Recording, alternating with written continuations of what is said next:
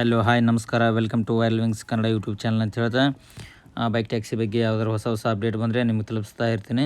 ಅದಕ್ಕೆ ಚಾನಲ್ಗೆ ಸಬ್ಸ್ಕ್ರೈಬ್ ಮಾಡ್ಕೊಳ್ಳಿ ಅಂತ ಹೇಳ್ತಾ ಇವತ್ತಿನ ವಿಡಿಯೋ ಶುರು ಮಾಡೋಣ. ನಿಮಗೆಲ್ಲ ಗೊತ್ತಿರೋ ಹಂಗೆ ಜೂನ್ 25ಕ್ಕೆ ಕೋರ್ಟಲ್ಲಿ ವಾದ ವಿವಾದಗಳು ನಡೆದು ಜುಲೈ 2ನೇ ತಾರೀಕಿಗೆ ಮತ್ತೆ ಮುಂದೂಡಲಾಗಿದೆ. ಆಮೇಲೆ ಜುಲೈ 2ನೇ ತಾರೀಕಿಗೆ ಏನಾಗುತ್ತೋ ನೋಡಬೇಕು. ಅಲ್ಲಿ ತನಕ ಯಾರಿಗೂ ಅರ್ನಿಂಗ್ ಇಲ್ಲ ನಮ್ಮ ಬೈಕ್ ರೈಡರ್ಸ್ಗೆ. ಆಮೇಲೆ ಆಟೋ ಡ್ರೈವರ್ಸ್ಗಳೆಲ್ಲ ಹೇಳ್ದಂಗೆ ಜೊಮೊಟೊ ಸ್ವಿಗ್ಗಿ ಇದೆ, ಅವರಿಗೆ ಅದು ಮಾಡ್ಕೋಬೇಕು ಅಂತೇಳಿ ಹೇಳ್ತಾರೆ. ಆದರೆ ಜೊಮ್ಯಾಟೊ ಸ್ವಿಗ್ಗಿಯಲ್ಲೇ ಆಲ್ರೆಡಿ ಟಾರ್ಗೆಟ್ ಅಚೀವ್ ಮಾಡೋಕ್ಕಾಗ್ತಿಲ್ಲ, ಇನ್ಸೆಂಟಿವ್ ಇಲ್ಲ. ದಿವಸಕ್ಕೆ 1000 ದುಡಿಯೋನು 500 ದುಡಿಯೋಕ್ಕಾಗ್ತಿಲ್ಲ. ಅಂಥದ್ರಲ್ಲಿ ಇವಾಗ ಬೈಕ್ ಟ್ಯಾಕ್ಸಿಯವರು 1.5 ಲಕ್ಷದಿಂದ 2 ಲಕ್ಷ ಜನ ಡೆಲಿವರಿ ಮಾಡೋಕ್ಕೆ ಹೋಗ್ಬಿಟ್ರೆ ಕಡೆಗೆ ಡೈಲಿ 300-400 ದುಡಿಯೋದು ಕಷ್ಟ ಆಗುತ್ತೆ. ಅದಕ್ಕೆ ಸಾರಿಗೆ ಸಚಿವರಾದಂಥ ನಮ್ಮ ರಾಮಲಿಂಗಾರೆಡ್ಡಿ ಸರ್ ಅವರು ದಯವಿಟ್ಟು ಇದನ್ನು ಯೋಚನೆ ಮಾಡಬೇಕು. ಬೈಕ್ ಟ್ಯಾಕ್ಸಿನ ಬ್ಯಾನ್ ಮಾಡೋದ್ರಲ್ಲೇ ಇದ್ದಾರೆ ಹೊರತು ಇದಕ್ಕೊಂದು ಸೊಲ್ಯೂಷನ್ ಅಂಥೇಳಿ ತೆಗಿತಿಲ್ಲ. ಎಲ್ಲ ಆಟೋ ಡ್ರೈವರ್ಸು ಏನು ಬ್ಯಾನ್ ಮಾಡಿರಿ ಅಂತ ಹೇಳ್ತಿಲ್ಲ, ಅವ್ರದ್ದು ಹೊಟ್ಟೆಪಾಡು. ಒಂದು ರೂಲ್ಸ್ ಆ್ಯಂಡ್ ರೆಗ್ಯುಲೇಷನ್ ತೊಗೊಂಡು ಬನ್ನಿರಿ ಅಂತಲೇ ಹೇಳ್ತಿರೋದು ಆಟೋ ಡ್ರೈವರ್ಸ್ಗಳನ್ನು. ಎಲ್ಲ ಒಂದು ಎಲ್ಲೋ ಬೋರ್ಡ್ ಕೊಡ್ತಾರೋ ಅಥವಾ ಟ್ಯಾಕ್ಸ್ ಕಟ್ಸ್ಕೊತಾರೋ, ಯೂನಿಫಾರ್ಮ್ ಕೊಡ್ತಾರೋ, ಅವ್ರಿಗೊಂದು ಪೊಲೀಸ್ ವೆರಿಫಿಕೇಷನ್ ಮಾಡಿ ಏನೋ ಒಂದು ಬೈಕ್ ಟ್ಯಾಕ್ಸಿ ರೈಡರ್ ಅಂತೇಳಿ ಏನೋ ಒಂದು ಐಡೆಂಟಿಟಿ ಕೊಡ್ತಾರೋ, ಏನು ಮಾಡ್ತಾರೋ ಗೊತ್ತಿಲ್ಲ. ಒಟ್ಟಿಗೆ ಇದು ಸಾರಿಗೆ ಸಚಿವರ ಕೈಯಲ್ಲಿದೆ, ಮಾಡಬಹುದು. ಯಾಕಂದರೆ ವೆಹಿಕಲ್ ಆ್ಯಕ್ಟ್ ತಿದ್ದುಪಡಿ ಮಾಡೋದು ಸರ್ಕಾರದ ಕೈಯಲ್ಲಿದೆ, ಮಾಡ್ಬೋದು. ಆದರೆ ಅವ್ರಿಗೆ ಮಾಡೋಕ್ಕೆ ಮನಸ್ಸಿಲ್ಲ. ಅದರಲ್ಲೂ ಇಡೀ ದೇಶದಲ್ಲೇ ಇಡೀ ಕರ್ನಾಟಕದಲ್ಲ ನಿರುದ್ಯೋಗ ತಾಂಡವನೇ ಆಡ್ತಿದೆ ಅಂತ ಹೇಳ್ಬೋದು. ಅದಕ್ಕೆ ಇದು ಏನಾದರೂ ಇದಕ್ಕೊಂದು ರೂಲ್ಸ್ ಆ್ಯಂಡ್ ರೆಗ್ಯುಲೇಷನ್ ಮಾಡಿ ಸರ್ಕಾರದ ಅಂಡರಲ್ಲಿ ತೊಗೊಂಡು ಬಂದು ಇದಕ್ಕೊಂದು ಸೊಲ್ಯೂಷನ್ ಹುಡುಕಿ ಪ್ರಾರಂಭ ಮಾಡೋದನ್ನು ಬಿಟ್ಟು ಬ್ಯಾನ್ ಮಾಡೋದ್ರಲ್ಲೇ ಇದೆ ಸರ್ಕಾರ. ಇವಾಗ ಸುಮಾರು ಇದು 2 ಲಕ್ಷ ಬೈಕ್ ರೈಡರ್ಸ್ ಇದ್ದಾರೆ ಅಂತಂದರೆ, ಟ್ಯಾಕ್ಸಿ ಮಾಡೋರು ಇದ್ದಾರೆ ಅಂತಂದರೆ ಅವ್ರ ಕುಟುಂಬಗಳು ಏನಾಗಬೇಕು, ಅವ್ರ ಕೆಲಸ ಏನಾಗಬೇಕು. ಎಲ್ಲರೂ ದುಡಿದ್ರು 15-20 ಸಾವಿರ ರೂಪಾಯಿ ದುಡಿಯೋದು ಕಷ್ಟ. ಅದು ಮಂತ್ಲಿ ಸರಿಯಾಗಿ ಸ್ಯಾಲ್ರಿ ಕೊಡೋಲ್ಲ. ಇವೆಲ್ಲ 108 ಸಮಸ್ಯೆಗಳಿದ್ದಾವೆ. ಸರ್ಕಾರ ತಿಳ್ಕೋಬೇಕು. ಇದು ಒಂಥರ ನಮ್ಮ ಸಾರಿಗೆ ಸಚಿವರು ಅಥವಾ ಸರ್ಕಾರನೇ ಒಂಥರ ಮಂದಗತಿಯಲ್ಲಿ ಯೋಚನೆ ಮಾಡ್ತಿದೆ. ಕೋರ್ಟಲ್ಲಿದೆ ಅಂಥೇಳಿ ಕೋರ್ಟಲ್ಲಿದೆ ಇಲ್ಲ ಅಂತೆಲ್ಲ ಕೋರ್ಟು ವಾದ ವಿವಾದಗಳನ್ನು ಎಲ್ಲ ನೋಡಿಕೊಂಡು ಆಮೇಲೆ ಇದ್ರದ್ದು ಒಂದು ತೀರ್ಮಾನ ಬರಬೇಕಂದ್ರೆ ವರ್ಷಗಟ್ಟಲೆ ಹಿಡಿತಿದೆ ಇದು. ಅದಕ್ಕೋಸ್ಕರ ಇದು ಸರ್ಕಾರದ ಕೈಯಲ್ಲಿದೆ. ಸರ್ಕಾರಕ್ಕೆ ಗಡುವು ಕೊಟ್ಟಿತ್ತು ಕೋರ್ಟು, ಇದನ್ನು ನೀವು ಮಾಡಬಹುದು ಅಂಥೇಳಿ 6 ವಾರ ಕೊಟ್ಟಿತ್ತು. ಆಗಲೇ ಸರ್ಕಾರ ಏನು ಯೋಚನೆ ಮಾಡಿಲ್ಲ. 6 ವಾರಗಳಲ್ಲಿ ಏನು ಬೇಕಾದರೂ ಮಾಡ್ಬೋದಿತ್ತು. ಆದರೆ ಇವರು ಒಂಥರ ಮಂದಗತಿಯಲ್ಲಿ ಕೆಲಸ ಮಾಡ್ದಂಗೆ ಮಾಡ್ತಾರೆ, ಏನು ಯೋಚನೆಯೇ ಇಲ್ಲ. ಇವಾಗ ಆಟೋ ಡ್ರೈವರ್ಗೆ ಹೆಂಗೆ ಫ್ಯಾಮ್ಲಿ ಇರುತ್ತೋ ಹಾಗೆ ಇದೇ ಬೈಕ್ ರೈಡರ್ಸ್ಗೂ ಫ್ಯಾಮ್ಲಿ ಇರುತ್ತೆ, ಅವರು ಕೆಲಸ ಮಾಡಬೇಕು. ಆಮೇಲೆ ಸಾರ್ವಜನಿಕರಿಗೂ ಒಂದು ಒಳ್ಳೆಯದೇ ಆಗಿತ್ತು. ಆಮೇಲೆ ಹೊರಗಡೆಯಿಂದ ಬಂದಿರೋ IT ಹಬ್ ಆಗಿರೋದ್ರಿಂದ ಐ ಟಿ ಎಂಪ್ಲಾಯಿಗಳಿಗೂ ಒಂದು ಹೆಲ್ಪ್ ಆಗಿತ್ತು. ಮತ್ತು ಕಾಲೇಜ್ ಸ್ಟೂಡೆಂಟ್ಗಳಿಗೆ ಹೆಲ್ಪ್ ಆಗಿತ್ತು. ಕಾಲೇಜ್ ಸ್ಟೂಡೆಂಟ್ಗಳು ಪಾರ್ಟ್ ಟೈಮ್ ಮಾಡೋರಿಗೂ ಹೆಲ್ಪ್ ಆಗಿತ್ತು. ಆಮೇಲೆ ಎಕ್ಸಾಮು ಅಥವಾ ಬಸ್ ಸಿಕ್ಕಿಲ್ಲ ಅಥವಾ ಮೆಟ್ರೋಕ್ಕೆ ಹೋಗೋಕ್ಕೆ ಆಗಲಾರಂಥವ್ರು ಒಂದು ಕಡಿಮೆ ಬಜೆಟಲ್ಲಿ ಕಾಲೇಜಿಗೆ ಅವರು ಟೈಮ್ ಟು ಟೈಮ್ ರೀಚ್ ಆಗ್ತಿದ್ರು. ನಾನೇ ಎಷ್ಟೋ ಜನಕ್ಕೆ ಇವತ್ತು ಎಕ್ಸಾಮ್ ನಮ್ಮದು ಬೇಗ ಹೋಗ್ಬೇಕು ಸರ್ ಅಂತೇಳಿ ಹೇಳಿದಾಗ ನಾವು ಎಷ್ಟೋ ಸಾರಿ ನಾನೇ ಕಾಲೇಜಿಗೆ ಬಿಟ್ಟಿದ್ದೀನಿ. ಎಕ್ಸಾಮ್ ಎಲ್ಲ ಇದ್ದಾಗ ಬಸ್ಸಲ್ಲೆಲ್ಲ ತುಂಬ ಕಷ್ಟ ಆಗ್ತದೆ ಹೋಗೋದಕ್ಕೆ ಹುಡುಗಿಯರಿಗೆಲ್ಲ. ಆಮೇಲೆ ಇದು ಸೇಫ್ಟಿ ಇಲ್ಲ ಅಂತ ಹೇಳ್ತಾರೆ ಆಟೋದವರು. ಯಾವುದು ಸೇಫ್ಟಿ ಇಲ್ಲ, ಫ್ಲೈಟು ಸೇಫ್ಟಿ ಇಲ್ಲ, ಈವನ್ ಟ್ರೈನು, ಬಸ್ಸು ಯಾವುದು ಸೇಫ್ಟಿ ಇಲ್ಲ ಅಂದರೆ ಯಾವುದು ಸೇಫ್ಟಿ ಇಲ್ಲ. ಇದೆ ಅಂದರೆ ಎಲ್ಲ ಸೇಫ್ಟಿ ಇದೆ. ಅದರಲ್ಲೂ ನಮ್ಮ ಬೈಕ್ ಟ್ಯಾಕ್ಸಿಯವರ ಕಡೆಯಿಂದ 1-2 ಘಟನೆಗಳು ಬಿಟ್ಟರೆ ಯಾವುದೇ ಅಹಿತಕರವಾದ ಘಟನೆ ಆಗಿಲ್ಲ. ಆಟೋದಷ್ಟು ಆಗಿಲ್ಲ ಅಂತಲೇ ಹೇಳ್ಬೋದು. ಯಾಕಂದರೆ ಆಟೋದಲ್ಲಿ ನೀವು ನೋಡ್ತಿರೋ ಎಷ್ಟು ಆಕ್ಸಿಡೆಂಟ್ಗಳಾಗ್ತಿವೆ. ಒಂದು ಆಟೋ ಎಲ್ಲಿ ಯಾವ ಆ್ಯಂಗಲಲ್ಲಿ ಸೇಫ್ಟಿ ಇದೆ ಅಂಥೇಳಿ ನೀವೇ ಉತ್ತರಿಸ್ಬೇಕು. ಅದಕ್ಕೆ ಹಾಗೇ ಯಾವುದು ಸೇಫ್ಟಿ ಇದೆ ಅಂತಂದರೆ ಸೇಫ್ಟಿ ಹೇಗೆ ಮಾಡಿದ್ರೆ ಎಲ್ಲ ಸೇಫ್ಟಿ ಇದೆ, ಸೇಫ್ಟಿ ಇಲ್ಲದೆ ಹೋದರೆ ಯಾವುದೂ ಸೇಫ್ಟಿ ಇಲ್ಲ. ಅದಕ್ಕೆ ಅದರಲ್ಲೂ ಆಟೋದಲ್ಲಿ ಆದರೆ 3-4 ಜನ ಕೂತ್ಕೋಬೋದು. ಅದೊಂದು ಬೇರೆ ವೇರಿಯಂಟು, ಅದೊಂದು ಕಾನ್ಸೆಪ್ಟ್ ಬೇರೆ. ಅದು ಆಟೋ. ಇದು ಬೈಕ್ ಕಾನ್ಸೆಪ್ಟು, ಇಬ್ಬರಿಗೆ ಪರ್ಮಿಷನ್ ಇದೆ, ಒಬ್ಬ ಹಿಂದ್ಗಡೆ ಕೂತ್ಕೋಬೋದು ಹೆಂಗೂ. ಇನ್ನೇನಪ್ಪ ಅಂತಂದರೆ ಎಲ್ಲೋ ಬೋರ್ಡು ಅಥವಾ ಇದು ಏನೋ ಒಂದು ಲೀಗಲಾಗಿ ಪರ್ಮಿಷನ್ ತೊಗೊಂಡು ಮಾಡಬೇಕು. ಅದು ಯಾರ ಕೈಲಿದೆ? ಸರ್ಕಾರ ಕೈಲಿದೆ. ಸರ್ಕಾರ ಮಾಡಿದ್ರೆ ಆಗುತ್ತೆ. ಸರ್ಕಾರದಲ್ಲಿರುವ ಮಂತ್ರಿಗಳು ಸಾರ್ವಜನಿಕರ ಮತ್ತು ಎಲ್ಲ ವರ್ಗದವರನ್ನು ದೃಷ್ಟಿಯಲ್ಲಿ ಇಟ್ಕೊಂಡು ಒಂದು ಕಾನೂನು ಅಥವಾ ಒಂದು ಸೊಲ್ಯೂಷನ್ನ ಮಾಡಬೇಕು. ಸರ್ಕಾರ ಇರೋದೇ ಅದಕ್ಕೆ, ಯಾರಿಗೂ ಅನ್ಯಾಯ ಆಗಿರಬಾರ್ದು, ಯಾರಿಗೂ ತೊಂದರೆ ಆಗಿರಬಾರ್ದು. ಸರ್ಕಾರ ಅಂದರೆ ಯಾರು? ಸರ್ಕಾರ ಅಂದರೆ ನಾವೇ. ಸರ್ಕಾರ ಇರೋದು ಕೆಲಸ ಮಾಡೋಕ್ಕೆ. ಎಲ್ಲ ವರ್ಗದವ್ರನ್ನೂ ಸರಿಯಾಗಿ ನೋಡ್ಕೊಳ್ಳೋಕ್ಕೆ ಇದು ಮಾಡಬೇಕು. ಆಮೇಲೆ ದೇಶದ ಬೇರೆ ಬೇರೆ ಭಾಗಗಳಲ್ಲಿ, ಬೇರೆ ರಾಜ್ಯಗಳಲ್ಲೆಲ್ಲ ಬೈಕ್ ಟ್ಯಾಕ್ಸಿ ಆರಾಮವಾಗಿ ನಡೀತಿದೆ. ಯಾರಿಗೂ ಏನೂ ತೊಂದರೆ ಇಲ್ಲ. ಬೈಕ್ನವನು ಬೈಕ್ ಸಿಂಗಲ್ ಪ್ಯಾಸೆಂಜರ್ ಕೂರ್ಸ್ಕೊಂಡು ಹೋಗ್ತಾನೆ, ಆಟೋದವ್ರು ಹೋಗ್ತಾರೆ, ಕ್ಯಾಬ್ನವ್ರು ಕ್ಯಾಬ್ ಕೆಲಸ ಮಾಡ್ತಾರೆ, ಏನೂ ತೊಂದರೆ ಇಲ್ಲ. ಆದರೆ ಬೆಂಗಳೂರಲ್ಲಿ ಮಾತ್ರ ಯಾಕೆ ಈ ಥರ ಅಂಥೇಳಿ. ಈಗ ಇನ್ನೊಂದು ಆಟೋದವರು ಲೀಗಲು ಇಲ್ಲೀಗಲ್ ಅಂತ ಮಾತಾಡ್ತಾರೆ. ಬಟ್ ಹಂಗೆ ನೋಡೋಕೆ ಹೋದರೆ ಅವರಿಗೆ ಅದು ಲೀಗಲು ಇಲ್ಲೀಗಲ್ ಮಾತಾಡಬೇಕಂದ್ರೆ ಅವ್ರಿಗೊಂದು ಏನಂದರೆ ನೈತಿಕತೆ ಬೇಕು. ಎಲ್ಲ ಆಟೋ ಡ್ರೈವರ್ಸ್ಗೆ ಹೇಳಲ್ಲ ನಾನು. ಈಗ ಅವ್ರು ಲೀಗಲಾಗಿ ಮಾಡ್ತಾರಂತೆ ಎಷ್ಟೋ ಜನ ನಾನೇ ನೋಡ್ತಾರೆ. ಡ್ರೈವಿಂಗ್ ಲೈಸೆನ್ಸ್ ಇರಲ್ಲ, ಗಾಡಿದು ಪರ್ಮಿಟ್ ಇರಲ್ಲ. ಆಮೇಲೆ ಇವರು ಲಾಯರ್ ಜಗದೀಶ್ ಅವರು ಹೇಳ್ದಂಗೆ ಪರ್ಮಿಟ್ ಸರ್ಕಾರ ಕೊಟ್ಟಿರುವಂಥ ಆಟೋಗಳಂತಂದರೆ ಕೇವಲ 1,67,000. ಹೋಗಲಿ ಅವರು 15-20 ಲಕ್ಷ ಹೇಳ್ತಾರೆ ಆಟೋಗಳು, ಲಾಯರ್ ಜಗದೀಶ್ ಅವರು. ಅಷ್ಟಿಲ್ಲ ಅಂದ್ರೂ ಸರಿ ಸುಮಾರು ಒಂದು ಅಂದಾಜು ಪ್ರಕಾರ ಒಂದು 8ರಿಂದ 9 ಲಕ್ಷ ಆಟೋಗಳಂತೂ ಇರಬೇಕು ಬೆಂಗಳೂರಲ್ಲಿ. ಹೌದಾ?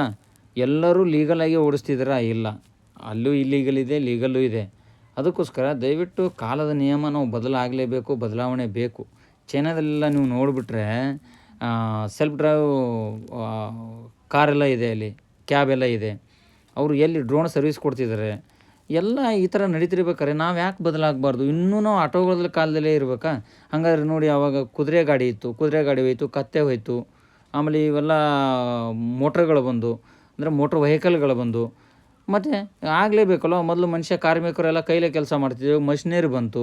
ಮಷಿನರಿ ಬರದೇ ಹೋಗಿದ್ರೆ ಆಟೋ ರೆಡಿನೇ ಆಗ್ತಿರಲಿಲ್ಲ, ಬಸ್ ರೆಡಿನೇ ಆಗ್ತಿರಲಿಲ್ಲ, ಟ್ರೈನ್ ರೆಡಿನೇ ಆಗ್ತಿರಲಿಲ್ಲ. ಎಲ್ಲ ಸರ್ ಈಗ ಪ್ರಪಂಚ ಎಲ್ಲ ಬದಲಾಗ್ತಿದೆ, ನಾವು ಬದಲಾಗಲೇಬೇಕು. ನಾನಂತೂ ಈ ಮೋದಿಜಿಯವ್ರ ಹತ್ರ ಕೇಳ್ಕೊತೀನಿ. ಇನ್ನೊಂದು ಏನಂತಂದರೆ, ಈ ರೋಡ್ ಮೇಲೆ ಓಡಾಡೋ ಟ್ಯಾಕ್ಸಿಗಳೆಲ್ಲ ತೆಗೆದುಹಾಕಿ ಡ್ರೋನ್ಗಳನ್ನು ತರಬೇಕಿನ್ನು. ಯಾಕಂತಂದರೆ ರೋಡಿಗೆ ಟಾರ್ ಹಾಕೋದು ಉಳಿತು, ಕೆಲಸದ ಸಮಯ ಉಳಿತು, ಆಮೇಲೆ ಗುಂಡಿಯಲ್ಲಿ ಬಿದ್ದು ಸಾಯೋದು ಉಳಿತು, ರೋಡಲ್ಲಿ ಆಕ್ಸಿಡೆಂಟ್ ತಪ್ಪುತ್ತೆ, ಎಲ್ಲನೂ ತಪ್ಪುತ್ತೆ. ಆಮೇಲೆ ಸೀದಾ ಡ್ರೋನ್ಗಳು ಎಲ್ಲಿ ಪಾಯಿಂಟ್ ಮಾಡಿರ್ತಾರೋ ಅಲ್ಲಿ ಹೋಗಿ ಡ್ರಾಪ್ ಮಾಡೋದು, ಪಿಕ್ ಮಾಡೋದು. ಈ ಥರ ಏನಾರು ಮಾಡಿಬಿಟ್ರೆ ಸಿಟಿಯಲ್ಲಿ ಒಳ್ಳೆ ಮಸ್ತಾಗುತ್ತೆ. ಆ ಥರ ಏನಾರು ಮಾಡಬೇಕು ಒಂದು. ಹೌದಾ? ಅದರಲ್ಲೂ ಮತ್ತು ಈ ಕೇಂದ್ರ ಸರ್ಕಾರದಿಂದ ಅಮಿತ್ ಶಾ ಅವರು ಲೋಕಸಭೆಯಲ್ಲಿ ಹೇಳಿದ್ರು, ನಾವೊಂದು ಸಹಕಾರಿ ಆ್ಯಪ್ ಅಂಥೇಳಿ ತರ್ತಿದ್ದೀವಿ, ಅದರಲ್ಲಿ ಬೈಕ್ ಟ್ಯಾಕ್ಸಿನೂ ಇನ್ಕ್ಲೂಡ್ ಇರುತ್ತೆ ಅಂಥೇಳಿ. ಅದನ್ನು ತೊಗೊಂಡು ಬಂದ್ರೂ ಇಲ್ಲಿ ಕರ್ನಾಟಕ ಸರ್ಕಾರದ ಕೈಯಲ್ಲಿದೆ, ಅದು ಇನ್ಕ್ಲೂಡ್ ಮಾಡಬೇಕೋ ಬೇಡವೋ ಅಂಥೇಳಿ ಬೈಕ್ ಟ್ಯಾಕ್ಸಿ. ಅದಕ್ಕೋಸ್ಕರ ಅದು ಬಂದ್ರೂ ಅಥವಾ ಬರದೇ ಇದ್ರೂ ಬಂದರೂ ಒಳ್ಳೆಯದೇ. ಸಹಕಾರಿ ಆ್ಯಪ್ ಅಂಥೇಳಿ ಒಂದು ಈ ಓಲಾ, ಊಬರ್, ರ್ಯಾಪಿಡೋ ಥರದ್ದು ಒಂದು ಬರ್ತಾಯಿದೆ ಆ್ಯಪು. ಆ ಥರದ್ದು ಒಂದು ಸಹಕಾರಿ ಆ್ಯಪ್ ಅಂಥೇಳಿ ಬಂದ ಮೇಲೆ ಕರ್ನಾಟಕ ಸರ್ಕಾರ ಕೈಯಲ್ಲಿದೆ, ಅದು ಬೈಕ್ ಟ್ಯಾಕ್ಸಿ ಇನ್ಕ್ಲೂಡ್ ಮಾಡಬೇಕೋ ಬೇಡವೋ ಅಂಥೇಳಿ. ಅದು ಬರೋ ತನಕ ಕಾಯೋಕ್ಕಿಂತ ಮುಂಚೆನೇ ಇವಾಗ ಸಫರ್ ಆಗ್ತಿರೋ ಬೈಕ್ ರೈಡರ್ಸು, ಬೈಕ್ ಟ್ಯಾಕ್ಸಿ ಮಾಡ್ತಿರುವಂಥ ರೈಡರ್ಸು ಮತ್ತು ಸಾರ್ವಜನಿಕರು, ಆಟೋಕ್ಕೆ ದುಬಾರಿನ ಅನ್ನಿಸ್ತಿರುವಂಥ ಸಾರ್ವಜನಿಕರಿಗೆ ಇದೊಂದು ಬೈಕು ಅನುಕೂಲಕರವಾಗಿತ್ತು. ಸ್ಟೂಡೆಂಟ್ ಆಗಿರ್ಬೋದು, ವಯಸ್ಸಾದವರಾಗಿರ್ಬೋದು, ಯಾರೇ ಆಗಿರ್ಬೋದು. ಮೊನ್ನೆ ಜೂನ್ 25ಕ್ಕೆ ಒಂದು ಕೋರ್ಟ್ ವಾದವಿವಾದಗಳಲ್ಲಿ ಇದು ಒಂದು ವಿಷಯ ಇತ್ತು. ಕ್ಯಾಬ್, ಆಟೋ ಹೋಗದೆ ಜಾಗಕ್ಕೆ ಬೈಕ್ನು ಸುಲಭವಾಗಿ ಹೋಗುತ್ತೆ. ಜನ ದಟ್ಟಣೆ ಇರೋ ಜಾಗದಲ್ಲಿ ವಯಸ್ಸಾದವರಿಗೆ ಹಾಸ್ಪಿಟ್ಲಿಗೆ ಹೋಗ್ಬೇಕಂದ್ರೆ ಎಲ್ಲ ಒಯ್ದು ಬೈಕ್ ಟ್ಯಾಕ್ಸಿ ಓಡಿಸೋರು ಒಯ್ದು ಬಿಡ್ತಾರೆ ಅಂಥೇಳಿ. ಅದು ಒಂದು ಒಳ್ಳೆಯ ವಿಷಯನೇ ಆಗಿತ್ತು. ಆದರೆ ಸರ್ಕಾರ ಇದು ಯಾಕೆ ಬೇಡ ಅಂತಿದೆ ಅಂಥೇಳಿ ಅರ್ಥನೇ ಆಗ್ತಿಲ್ಲ. ಕಡೆಗೆ ಈಗ ಫುಡ್ ಡೆಲಿವರಿ ಮಾಡುವಂಥ ಹುಡುಗರದ್ದು ಸಮೇತ ಎಲ್ಲೋ ಬೋರ್ಡ್ ಮಾಡಿಸ್ಬೇಕು ಅಂಥೇಳಿ ಏನೋ ಒಂದು ವಿಷಯ ಕೇಳ್ಪಟ್ವಿ. ಹಿಂಗೆಲ್ಲ ಆದರೆ ಕಷ್ಟ ಆಗುತ್ತೆ. ಇಲ್ಲಾಂದರೆ ಮಾಡಿ ಕೊಡೋಕ್ಕಾದರೂ ಸ್ಟಾರ್ಟ್ ಮಾಡಬೇಕು.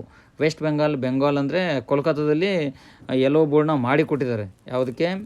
ರ್ಯಾಪಿಡೋ ಬೈಕ್ಗಳಿಗೆಲ್ಲ. ಆ ಥರದ್ದೊಂದು ಏನಾರ ಪ್ರೋಗ್ರೆಸ್ ಆಗಲಿ ಅಲ್ವಾ? ಏನೂ ಪ್ರೋಗ್ರೆಸ್ ಇಲ್ಲದೇ ಈಗ ದುಡಿತಾ ಇರೋರಂಥವ್ರನ್ನೇ ನಿರುದ್ಯೋಗಿಗಳನ್ನು ಮಾಡೋದು ಎಷ್ಟು ಸರಿ ಅಂತ ನಾನು ಅಂತೀನಿ. ಅದಕ್ಕೆ ದಯವಿಟ್ಟು ಎಲ್ಲರ ಹಿತಾಸಕ್ತಿ ನೋಡಿಕೊಂಡು, ಹಿತಾಸಕ್ತಿಯಲ್ಲೇ ಇಟ್ಕೊಂಡು ಸರ್ಕಾರ ಒಂದು ನಿರ್ಧಾರವನ್ನು ಮಾಡಬೇಕು. ಅದರಲ್ಲೂ ಇವರು ಯಾಕೆ ಮಂದಗತಿಯಲ್ಲಿ ಕೆಲಸ ಮಾಡ್ತಾರೆ ಅರ್ಥನೇ ಆಗ್ತಿಲ್ಲ. ರಾಮಲಿಂಗ ರೆಡ್ಡಿ ಸರ್ ಅವರಂತೂ ಏನು ಮಾತಾಡೋದೇ ಇಲ್ಲ. ಸ್ವಂತ ಅಂದರೆ ಅವರೊಂದು ಸಾರಿಗೆ ಸಚಿವರಾಗಿ ತಮ್ಮ ಉದ್ದೇಶ ಏನು, ತಾವು ಏನೆಲ್ಲ ಮಾಡ್ಬೋದು, ತಮ್ಮ ಒಂದು ಇತಿಮಿತಿಯಲ್ಲಿ, ಅಂದರೆ ನಮ್ಮ ಸರ್ಕಾರ ಅಂಡರದಲ್ಲಿ ಏನು ಬರುತ್ತೋ ಅದನ್ನು ಯಾಕೆ ಇವರು ಕಾರ್ಯಗತ ಮಾಡಬಾರ್ದು? ಬ್ಯಾನ್ ಮಾಡಿ ನಿರುದ್ಯೋಗ ಮಾಡೋದಕ್ಕೆ ನೀವು ಹೊರಟಿದ್ರಿ. ಆದರೆ ಅದಕ್ಕೆ ಒಂದು ಸೊಲ್ಯೂಷನ್ ಕೊಟ್ಟು ಎಲ್ಲರನ್ನ ಒಂದು ವಿಶ್ವಾಸಕ್ಕೆ ತೊಗೊಂಡು ಇದು ಅದಕ್ಕೊಂದು ರೂಪುರೇಷೆಯನ್ನು ಕೊಟ್ಟು ಯಾಕೆ ನೀವು ಕೆಲಸ ಮಾಡಬಾರ್ದು ಅಂತ. ಎಲ್ಲರಿಗೂ ಒಳ್ಳೆಯದಾಗುತ್ತಲ್ಲ. ಆದರೆ ನೀವು ಇರೋದನ್ನೇ ಒಂದು ಡಿಸ್ಟ್ರಾಯ್ ಮಾಡ್ದಂಗೆ ಆಗ್ತಿದೆ. ಅದಕ್ಕೋಸ್ಕರ ದಯವಿಟ್ಟು ತಾವು ಒಂದು ಏನೋ ಒಂದು ಆ್ಯಕ್ಟಿವ್ ಆಗಿ ಎಲ್ಲರನ್ನೂ ಸಂಪರ್ಕಿಸಿ, ಒಂದು ಬೈಕ್ ಅಸೋಸಿಯೇಷನವರು ಸಂಪರ್ಕಿಸಿ, ಆಮೇಲೆ ಆಟೋದು ಯಾರು ಅಧ್ಯಕ್ಷರಿರ್ತಾರೋ ಅವರನ್ನೆಲ್ಲ ಅಸೋಸಿಯೇಷನ್ನವ್ರ ಅಧ್ಯಕ್ಷರನ್ನು ಸಂಪರ್ಕಿಸಿ, ಈಗ ಇದ್ರದ್ದು ಆಗು ಹೋಗುಗಳೇನು, ಆಮೇಲೆ ಬೈಕ್ ಟ್ಯಾಕ್ಸಿಗೆ ಏನು ಮಾಡಬೇಕು, ಆಟೋಕ್ಕೆ ಏನು ಮಾಡಬೇಕು, ಇದು ಕೆಲಸನೇ ಅದೇ ಅಲ್ವಾ ಸಾರ್ವಜನಿಕರದ್ದು. ಇದು ಸಾರಿಗೆ ಸಚಿವರಂದ್ರೆ ಕೆಲಸನೇ ಇದೆ ಅಲ್ವಾ. ಇವರು ಯಾರು ಬಂದು ನಿಮ್ಮನ್ನು ಅಪ್ರೋಚ್ ಮಾಡೋದಲ್ಲ, ನೀವೇ ಅಪ್ರೋಚ್ ಮಾಡಬೇಕು, ನೀವೇ ಅವರನ್ನು ಸಂಪರ್ಕಿಸಬೇಕು. ಯಾಕಂದರೆ ನೀವು ಕೆಲಸ ಮಾಡಬೇಕಲ್ವ ಸರ್. ಸಾರಿಗೆ ಸಚಿವರಂದರೆ ಈ ಸಾರಿಗೆ ಸಂಬಂಧಪಟ್ಟದ್ದು ನೀವು ಮಾಡಲೇಬೇಕಲ್ವಾ. ನಮ್ಗೆ ಕೇಳೋದು ನಮ್ಮ ಕರ್ತವ್ಯ, ನಮ್ಮ ಹಕ್ಕು. ಯಾಕಂದರೆ ನೀವು ಕರ್ನಾಟಕ ಸರ್ಕಾರದ ಪ್ರತಿನಿಧಿ, ನಾವೆಲ್ಲ ನಿಮಗೆ ಓಟ್ ಹಾಕಿ ಅಲ್ಲಿ ಕೂರಿಸಿದ್ದೀವಿ. ಅದಕ್ಕೋಸ್ಕರ ನೀವು ಇದನ್ನು ಬಂದು ನನ್ನ ಯಾರು ಕೇಳಿದಾಗಲೇ ನಾನು ಮಾಡಬೇಕು, ಅಲ್ಲಿ ತನಕ ನಾನು ಮನೇಲಿ ಕೂತ್ಕೋಬೇಕು, ಆ ಥರ ಎಲ್ಲ ಅಲ್ಲ ಸರ್. ದಯವಿಟ್ಟು ನೀವು ಇದನ್ನು ನೀವೇ ಇದನ್ನು ಮುತುವರ್ಜಿ ವಹಿಸಿ ನೀವೇ ಇದನ್ನು ಕೇಳಿ ಸಾಲ್ವ್ ಮಾಡಬೇಕು ಸರ್ ಪ್ರಾಬ್ಲಮ್ನ. ಯಾಕಂದರೆ ಬೆಂಗಳೂರಂಥ ಮಹಾನಗರಕ್ಕೆ ಇದು ಅವಶ್ಯಕ ಬದಲಾವಣೆ.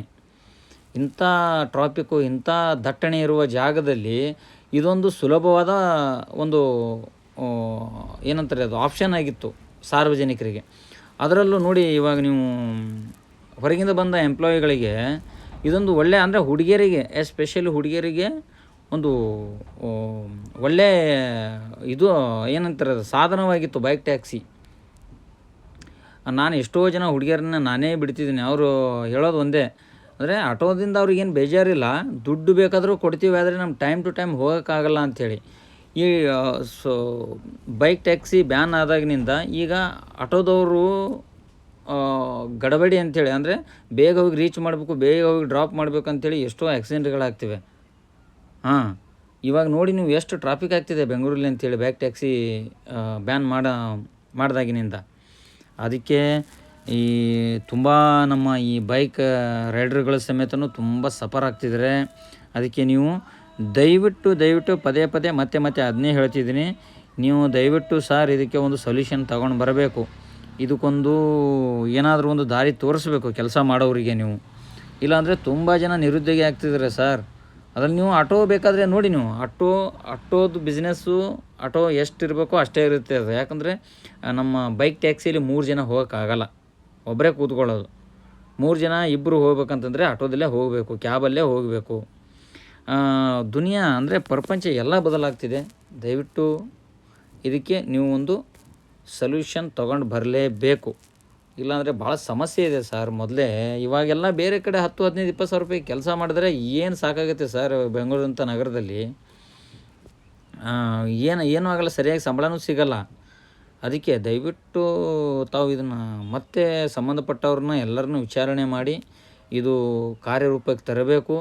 ನೀವು ಇದನ್ನು ಸಾಲ್ವ್ ಮಾಡೋ ಬದಲು ಕೋರ್ಟಲ್ಲಿ ಸರ್ಕಾರದಿಂದ ಒಬ್ಬರು ವಕೀಲವ್ರನ್ನ ಇಟ್ಟು ಇದನ್ನು ಅಪೋಸ್ ಮಾಡ್ತಿದ್ರಿ. ಅರ್ಥ ಆಗ್ತಿಲ್ಲ ನಮಗೆ ಯಾಕೆ ಅಂಥೇಳಿ. ಯಾರಿಗೂ ಅನ್ಯಾಯ ಆಗಬಾರ್ದು ಸರ್. ಒಬ್ಬರ ಆಟೋ ನಾವು ವಿರೋಧ ಮಾಡ್ತಿಲ್ಲ, ಆಟೋ ಬೇಕು. ಆಟೋ ಓಡಾಡೋದಕ್ಕೆ ಎಲ್ಲರಿಗೂ ಬೇಕೇ ಬೇಕು. ಎಲ್ಲರೂ ಬೈಕಲ್ಲಿ ಓಡಾಡೋಕ್ಕಾಗಲ್ಲ. ಅದಕ್ಕೆ ದಯವಿಟ್ಟು ಆಟೋದ ಜೊತೆಗೆ ಇದಕ್ಕೂ ಒಂದು ದಾರಿ ಮಾಡಿಕೊಡಿ, ಬೈಕ್ ಟ್ಯಾಕ್ಸಿಗೂ. ಅದಕ್ಕೊಂದು ರೂಲ್ಸ್ ಮಾಡಿ ಯಾರು ಬೇಡ ಅಂತಿದ್ರೆ ದುಡ್ಡು ಕಟ್ಟಿಸ್ಕೊಳ್ಳಿ, ಟ್ಯಾಕ್ಸ್ ಕಟ್ಟಿಸ್ಕೊಳ್ಳಿ. ನಿಮಗೆ ಅದೊಂದು ರೂಲ್ಸ್ ಅಂತ ಮಾಡಿದ್ಮೇಲೆ ಅದು ಏನಾಗುತ್ತೋ ಅದನ್ನು ಎಲ್ಲ ಬೈಕ್ ರೈಡರ್ಸು ಅಕ್ಸೆಪ್ಟ್ ಮಾಡ್ಕೋತಾರೆ. ಯಾಕಂದರೆ ದಾರಿ ಇಲ್ಲ, ಅವರು ಕೆಲಸ ಮಾಡಬೇಕಲ್ವ ಈಗ. ಅದಕ್ಕೆ ದಯವಿಟ್ಟು ಎಲ್ಲರಿಗೂ ನಮಸ್ಕಾರ. ಈ ಮುಂದಿನ ಅಪ್ಡೇಟ್ಗಳು ಏನಾಗುತ್ತೋ ಅದು ನಾನು ನಿಮಗೆ ಕೊಡೋದಕ್ಕೆ ಪ್ರಯತ್ನ ಮಾಡ್ತೀನಿ. ಜೈ ಹಿಂದ್, ಜೈ ಕರ್ನಾಟಕ, ಜೈ ಕನ್ನಡಾಂಬೆ. ಯಾರಿಗೂ ಇಲ್ಲಿ ಹರ್ಟ್ ಮಾಡಬೇಕಂತಿಲ್ಲ, ಯಾರಿಗೂ ನಮಗೆ ಬೇಜಾರು ಮಾಡೋ ಉದ್ದೇಶ ಇಲ್ಲ. ಇದು ಒಂದು ನಮ್ಮ ಕೆಲಸದ ಪ್ರಶ್ನೆ ಆಗಿರೋದರಿಂದ ನಾವು ಮಾತಾಡಲೇಬೇಕು, ಧ್ವನಿ ಎತ್ತಲೇಬೇಕು. ಅದಕ್ಕೋಸ್ಕರ ನಾನು ಈ ವಿಡಿಯೋ ಮಾಡ್ತಿರೋ ಉದ್ದೇಶ ಅದಷ್ಟೇ, ಬಿಟ್ಟರೆ ಯಾರಿಗೂ ಹರ್ಟ್ ಮಾಡಬೇಕಂತಿಲ್ಲ.